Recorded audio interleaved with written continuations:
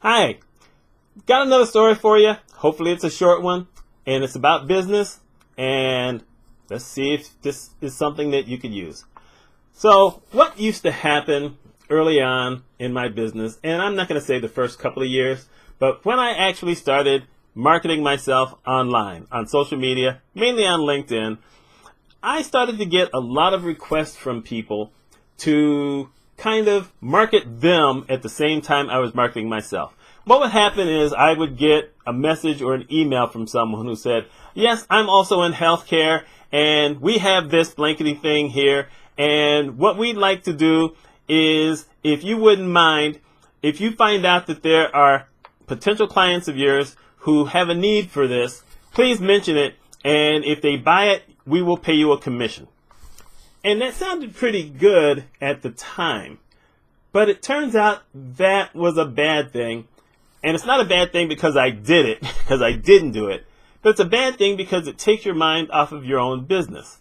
Just imagine this. Say you're walking in with lotion. So you got a bottle of lotion and you go somewhere and someone says, hey, you know what, we got this cream. How about you market this cream at the same time you're marketing your lotion? Well, how does that look? I'm going in with my own thing and I'm thinking, by the way, I've got this person that I know who has this cream. Maybe it's something you want to look at. If I'm the buyer, I'm thinking, what, you don't have confidence in your own thing that you're going to market someone else's stuff? Or you're saying, look, I thought about buying your thing, but now I'm not so sure because maybe this other person has something that's better than yours, even if they're not related. It's the same thing with affiliate products. Back in the day, and I have to use that term because I don't know if it's still actually going on as much now. But back in the day, what would happen is you might be following a few people or connected to a few people who were big affiliate marketers. I used to know a bunch of them. I mean, when I first started blogging, I was connected to a bunch of these people, and I got to talk to a lot of these people. And I'm still connected to one. But what happens is one of the other people that they're connected with decides, I've got this big blowout product. I think it's going to be really good. I've got this price. And in order to drive sales, they contact all the other affiliate people and say, hey, if you'll market this on the exact same day that I'm putting it out, and then market it for a week or two or whatever, I will give you a 50% commission. And this is how much I'm charging.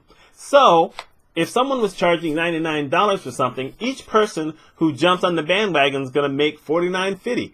You know what? That's not necessarily bad. So what would happen is that you would get all these people who would send you the exact same email selling the exact same thing, and it was irksome. Now, the bad part about that is that a lot of these people had their own products, and here they are now selling someone else's products. That's one of the bad things. The other bad thing is that a lot of these people didn't get the product to be able to actually test it and tell you something that was legitimate about the product. Basically, the other person created the sales message, they looked at the sales message, they may have modified it so it sounded more like them, but they sent that out there without necessarily knowing if it was any good. That can't make you look good if someone starts to complain about it, or if they buy it through your link and say, hey, no, my goodness, this was horrible. Or, nope, this didn't really work and I want my money back.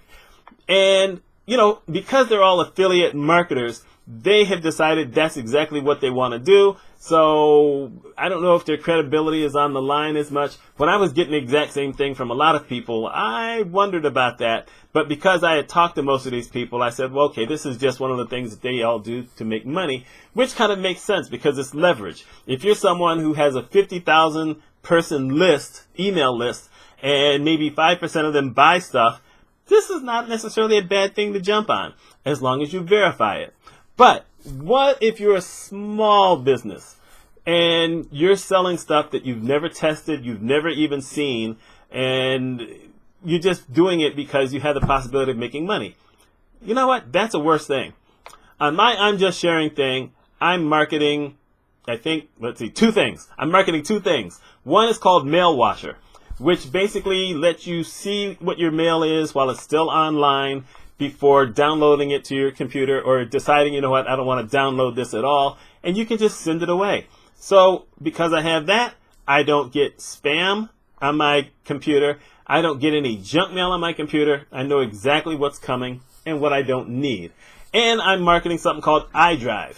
after my computer crashed in 2018. Oh my God.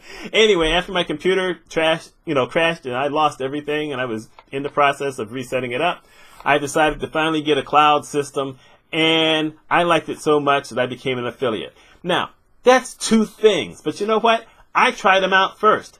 I've been a member of Mailwasher since actually 2006. So I've used Mailwasher for 13 years. Of course, they've updated along the way, but still, I've been using them for 13 years.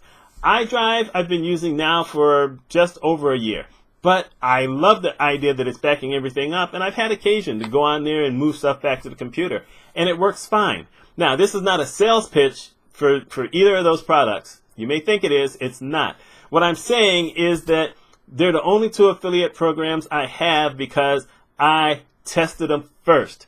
If you ask me about it, I can tell you about it. I can tell you what I like about it.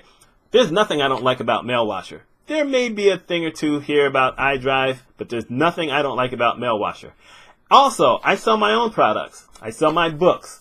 And so if I'm going to market my own stuff, that if someone buys it, I get 100% of it, why do I necessarily want to market someone else's stuff as an affiliate program where I may get 7 or 8%, if that? I'm just saying. It's the kind of thing where you have to gauge your business and how you want to be seen. I'm not saying selling affiliate products are bad. I'm saying that you need to know what it is you're selling, and you need to know if you're actually going to make money off of it.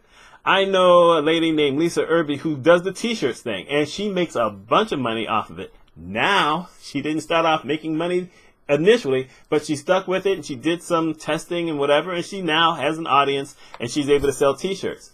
I thought about that, but then I said, after one t-shirt, and I didn't make it, I bought one from a cousin of mine, and I thought about doing it, and then I said, I'm not necessarily that creative kind of guy who's going to be able to figure out these t-shirt things and whatever, and I know I don't have to bring them into my house before I sell them, but what am I going to say, and what do I do, and what's my commission? And I didn't think the commission was worth even deciding to go that route. I thought the t-shirt was cool, but you have to think about stuff like that if you're going to do business online, because all it takes is one or two things to kind of go wrong, and the reality is that if someone doesn't like something, they're going to tell a lot more people than the people who actually like stuff. It's unfortunate, but it's true. Just something to think about. My name is Mitch Mitchell. I hope you like this video, and I hope you subscribe. That's all I'm going to say today. We got more to go in this month. Y'all take care. Have a great one.